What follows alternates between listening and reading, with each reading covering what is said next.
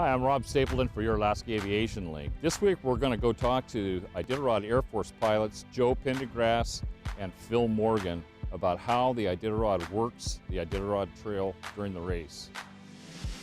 When Joe Reddington and Dorothy Page started the first Iditarod race in 1973, one of the biggest challenges was how to support the race. Reddington asked Bush pilot Larry Thompson to put together a group of pilots with aircraft to help out. This became what is known today as the Iditarod Air Force. Since 1995, I've been involved with the Iditarod Air Force as a line pilot as well as an assistant chief pilot for about the last 5 years. Primarily what I do is assist the chief pilot in managing this section of the race, which is the Anchorage side or the east side of the Alaska Range. Primarily the first 4 checkpoints along the Iditarod Trail, which are Yentna Station, Squintna, Finger Lake, and Rainy Pass. The Iditarod Air Force receives a special waiver from the FAA that allows non-commercial pilots to fly as volunteers on the race. We fly everything, from passengers to straw, to dogs, to people, to food, cargo, everything that needs to go along the trail we fly.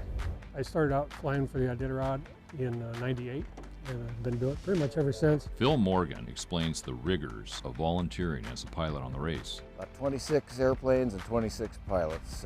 It's a big commitment for both the pilot from a fiscal standpoint, but also from a time management standpoint. We like to have everybody commit to at least 10 days as a volunteer for Iditarod. Iditarod Air Force Mission Control Center is located in the Lakefront Hotel at Lake Spenard. Aircraft coming and going are released and tracked from this point. They give us a room so we can operate out of, and that's our logistical room, where we do our flight following, tracking of the pilots, who's available, where their mission's going, who they're going with, who needs to get out on the trail. Estimated time of departure, or actual time of departure, or time en route, so we're getting pings every 2 minutes for most of the pilots as they fly to and from their destination. Pilots who fly for the race are a close-knit group who enjoy the 10-day adventure.